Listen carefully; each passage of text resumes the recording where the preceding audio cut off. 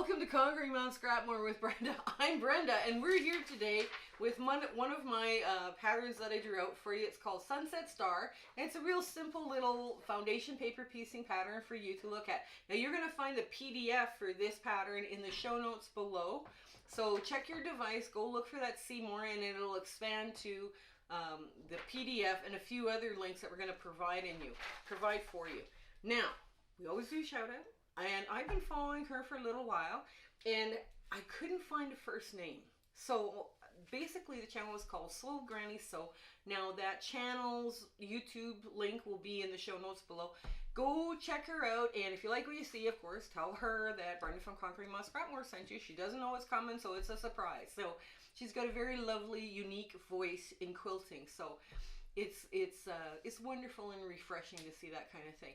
Now, also in the show notes below, you're going to find a Facebook link, and that's our group that we're doing, sharing pictures, asking questions, doing fabric swaps, and we're also still making use of the virtual sewing room. So basically, for the members of that Facebook group, it's a 24-hour, 7 days a week, open virtual sewing room for members to go in there and sew and have talk with other people from all over the world, right? Now, the other thing you're going to find in there is a Zoom sew link with dates from now until the end of 2024, right? So we're making those commitments. We're going to continue that once a month sew date on Zoom for everyone to join. So if you don't have a Facebook account, you can still come sew with us. So, and it's fun, and it's a pretty lovely group that shows up, and they're not just doing the stuff I put out. They're doing what inspires them, and they're bringing that to the group, and that is just, it's amazing. And if you're on that sew date, you've got it marked in your calendar and go, gee, I don't want to do any quilting today. I just want to do my crocheting or knitting. Come on in, bring along. It's not a problem. We're there to talk about what's inspiring you. So yeah, come on in. We've got some sewing here to do. It's going to be fun.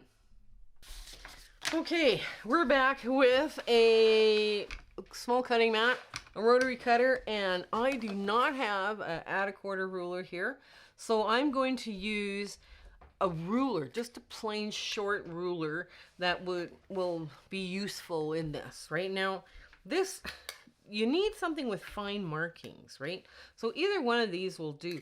You don't need to go buy something else. Now, I've put all my marks, and I'll show you one, maybe a little better. I've put all my marks with my tracing wheel on here, and I'm hoping you can see that. There, it's all marked, so it's easy to fold and all this stuff, right? So, and there's 8 of them. I'm not going to make you watch 8. I'm just going to make you watch 1. I will be cutting for 8, but that's it's different.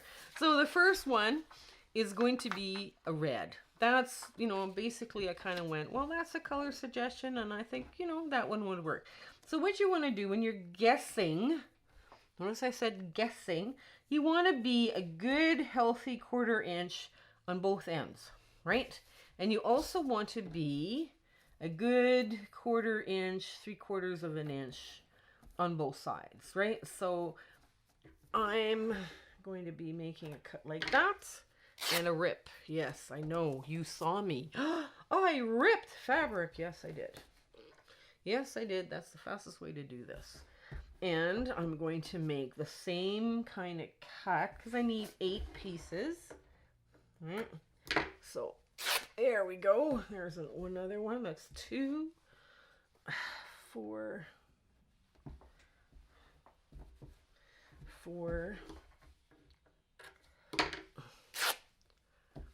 6. All right.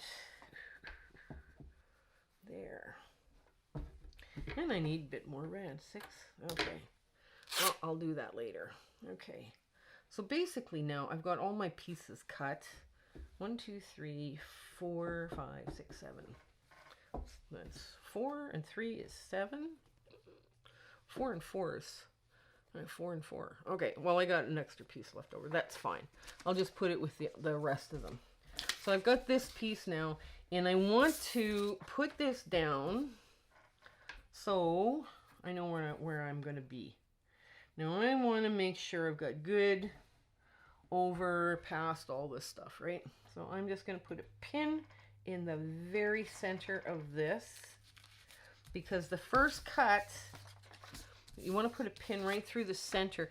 And yes, that pin curves your work a bit, but here is where your first cut is going to end up being, is between 2 and 1.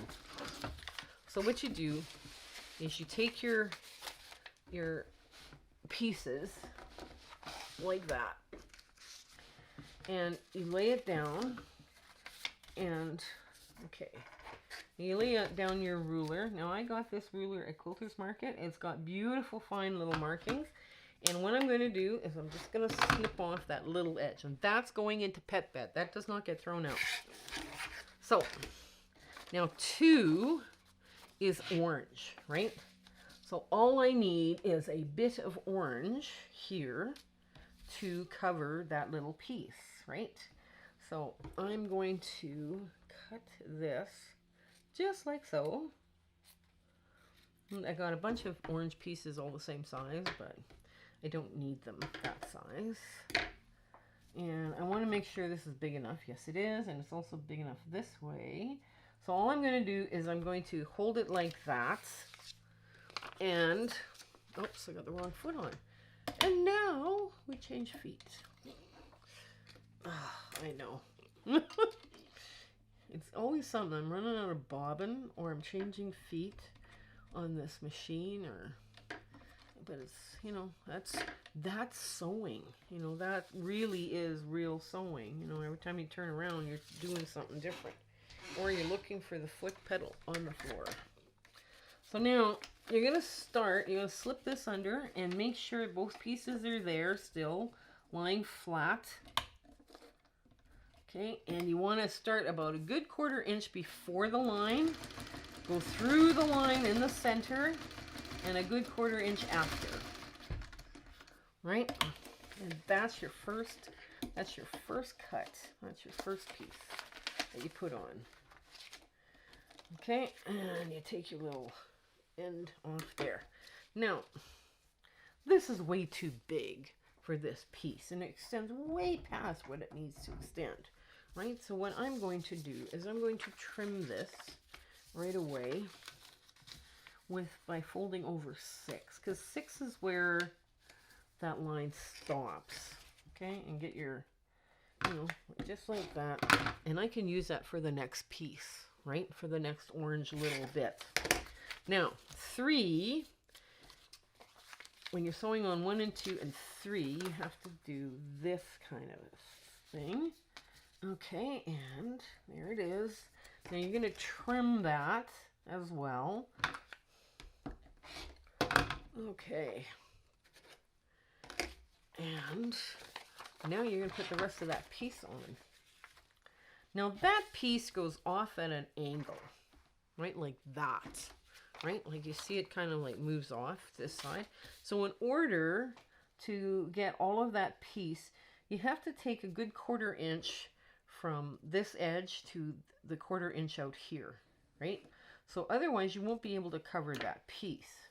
So now I've got all the stuff I need. I can move it over just a bit more if I think that might be helpful, because okay, when I'm looking at my tracing wheel, the lines go this way and then they go way out like that.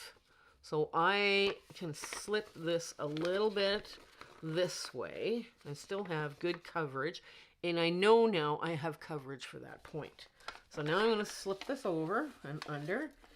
And again, you start with a good 1/4 inch before. And you just go along the middle of the line and a good 1/4 inch past. And there we go. Okay, you pull it away and you clip off the bits that you don't need. Okay, so, and now you pull this up like that, just straight across. Now, you can, you know, some people want to trim that big piece right away, because I mean it's big and it flops around and everything else like that. So I just pull it like that, put it on the other side, because that'll probably make another big piece. And then I'm going to do this and make sure I've got a good 1/4 inch there, and that's too small for anything other than a pet bed. So there it is. Okay, so now my next piece is 4 or 5. It's symmetrical, right? So there I want to go with my yellow. Now I have not pulled my pin out yet because that is keeping all of this in line. So what I'm going to do, I am going to pull my pin right now, and I'm going to turn this up so I can cut for 4, cut for piece 4, and you just want to go right there, nice, neat, flat. Okay, and you line it up. Okay, 4, and you want to cut, do you want to cut 5 at the same time? Well, we can wait. Now I have a really lovely batik, and I've got good coverage, so I'm just going to put it down like so. Get this out of the way, and get all my threads and whatnot in there. And go start a little bit further out, come all the way up that center line, right to the middle of the line between 1 and 4, and then a 1/4 inch past where it needs to be sewn, and then pull the piece out. Now, okay, so now I'm going to push this over. And I'm going to push this over. And now you would be ironing this and making it lovely and, you know, like. So I'm going to just cut this. Just cut that off, right? Because now I have a patch for 5, right? Did you guys see that? I just trimmed off all the excess. This is a good batik. Right, so now I can lay this down once I trim between 1 and 5. So I'm going to get all that right there. That's what makes it easy. And this, because it's symmetrical, it's such a nice piece to sew, you know, because it lays nice. You know, it's not, you know, you're not arguing curves or something like this, right? So nice, easy piece. And I've got lots on the outside now that I can still trim the block. So I put the bigger piece here out. There we go. Okay. And now I turn it around. All the thread going the right way. And I start a bit past where I need to, about 1/4 inch. And I sew all the way up, and then a 1/4 inch past the line. And what I do is I stop my machine. I hold onto the machine too, so it kind of creates a big knot, like a knot, so that you're, you know, it works. So now I just fold this out of the way. I don't even have to trim this, nothing, because it's about the right size. And these pieces are 3 inches by 6 inches. So that's what the pieces I pulled out for this piece. So that's where we're at here with this. Now let's get 6 done. Let's work on number 6. Now number 6, I chose a background color of pink because in Arizona you have lots of pink sky, you know, when you're, because of the dust and everything. So at sunsets, you know, if you got a little bit of cloud, you know, it's you know, all the reds and oranges and pinks. It's just lovely, you know, here. So I decided, okay, I'm gonna make something a little bit inspired. Okay, let's get the pink over here. Now this pink here is you need something bigger than a 3-inch square, right? So what you want to do is you've got let's see, you can go 3.5 inch, I guess, 3.5 inch. And all I'm going to do is I'm going to cut it, trim into that line and pull it like that. Because now that square is a little bit bigger, I don't have to worry about it. I got to make 8 pieces. This might be a little tight on that end, but this will work. These will all work good. So now I'm going to make, let's see, like a 4.5 inch square, 4 inch square, I guess. There we go. And this then gets cut in half, like so. And there's my piece that's going to easily fit on 6 with a good 1/2 inch overturn, right? So we're going to get that down. Now, you see there's a little gap there, right there. It's in the seam allowance. And when I put this down, that gap still remains in the seam allowance. So I can, if I'm feeling that it's not going to hold, which I know it will, but I mean, if you have a feeling that, wow, it's pretty close, I don't feel comfortable, I want it to hold a little bit better, you can put freight check there and it never shows up. Never, never, never. Never shows up in your quilting. I mean, it's up to you. I mean, if you wanted to take it apart, I mean, you could, but it is within the seam allowance and you could make it work. And like what I say is you can open this up. Okay. There we go. So you could open this up here this way, and you see it's still in the seam allowance. Like when I peel that seam allowance back, it's there. But I would put a little dot of freight check because, yeah, that might be a little bit too close, but it's not bad. Okay, so now I'm going to iron this in place, and ironing too helps cure the freight check. Freight check dries clear, and it doesn't look like anything, you know, when you're done.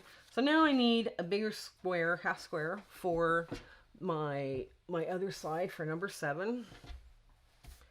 Okay. And that square is going to measure 4.5. 4.5. Okay, let's take this. 4.5. 1, 2, 3. 1, 2, 3, 4.5.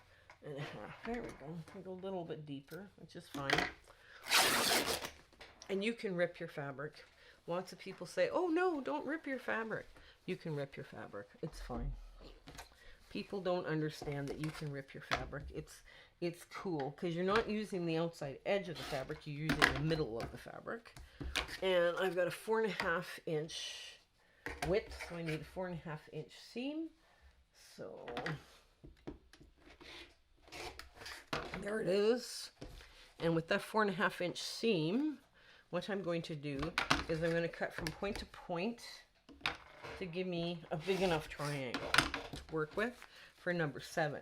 Now, number 7 is that big, and it's probably more like that. So you got to make sure you've got a good 1/4 inch on this side, right? And you have, you know, plenty on that side, because I cut my 4.5 inch square a little big, a little on the big side. That's fine.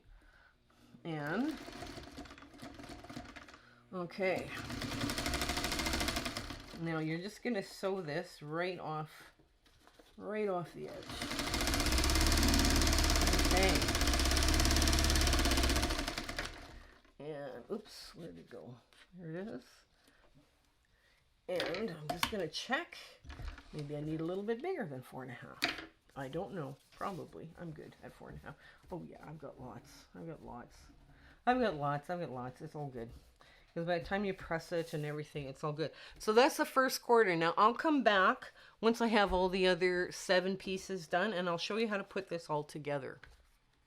Here, let me change feet now that we've got, you know, all these trimmed up nice. Now I haven't stay stitched around anything yet because I haven't pulled off the paper. So that's coming now. As you're sewing these together, you know, if there's any parts that you see that might be a little on the thin side there for seams, you can put this product on freight check. And as long as that seam, like right here, is just a hair over, you're good, right? A lot of people don't get that, right?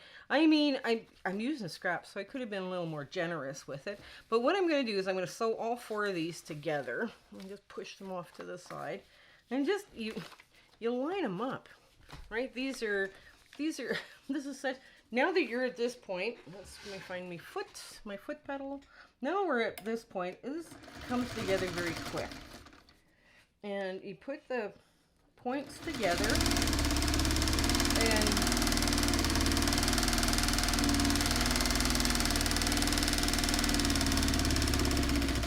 now when I trim, what I do, hang on, I think I got one that's a little on the shy side. I'm going to put it in.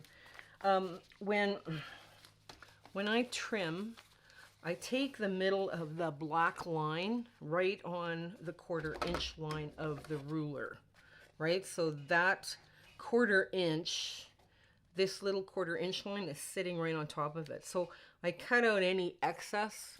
You know, sometimes when you're making patterns, you the lines take up, the actual drawing lines take up room, right? And I get that all lined up.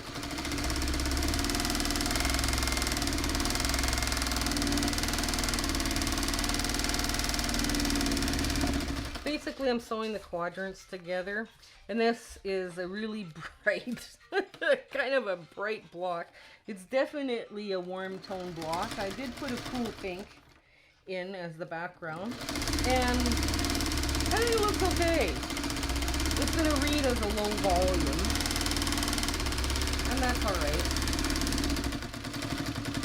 Now this block will finish in a quilt at 12.5. Okay, here we go. Now 12.5, or 12 inch, and a 12 inch unfinished. 12.5 unfinished. 12 inch finished, 12.5 unfinished. So that's a good size block.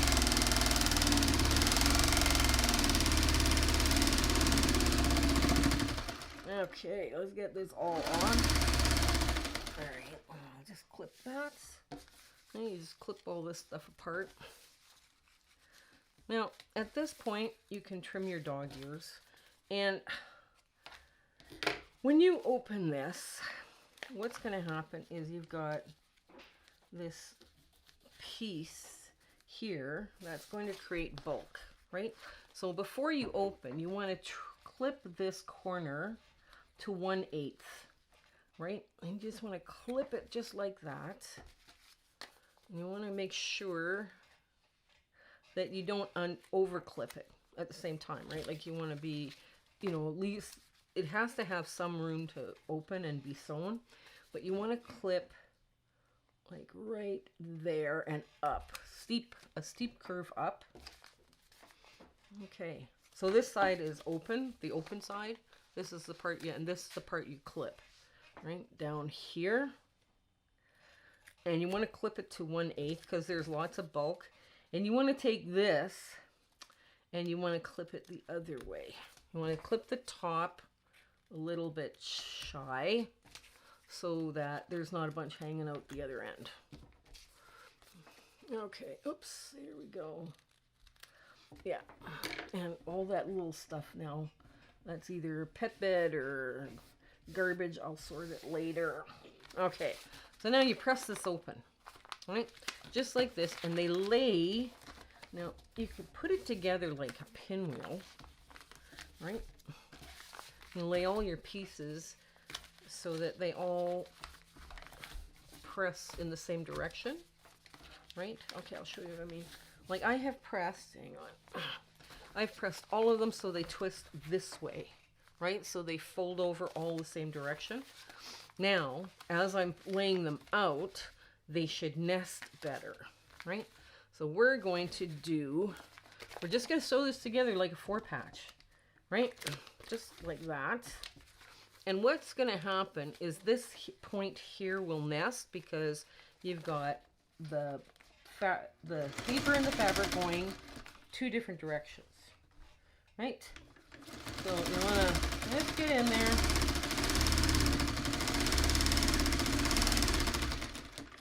Okay.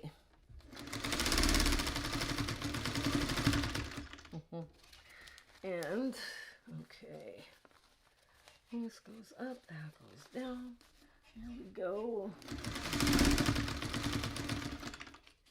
Here.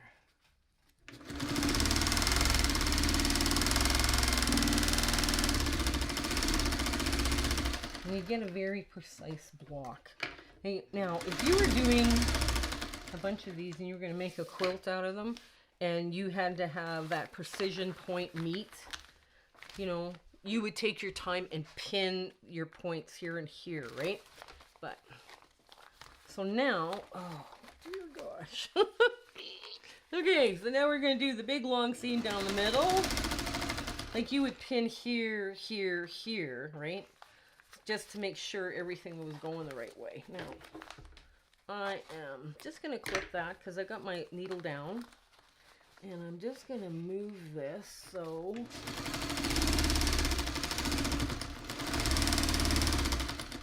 Okay. One is going up and forward that way. And the other, the bottom, is going down and back. And you just take your time going through that center. And because it's so bulky there, you can go backwards. Ooh. Ooh, I did not break my needle, but wow, I probably came real close. Oh, okay, we'll go forward. Oh, go forward just a hair.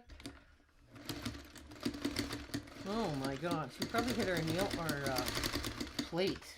Ooh, okay, we'll have to get this off. There we go.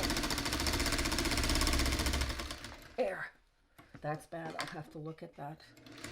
Ay, ay, ay. Okay. So now everything is now swirled this way, right? Like everything is going this way.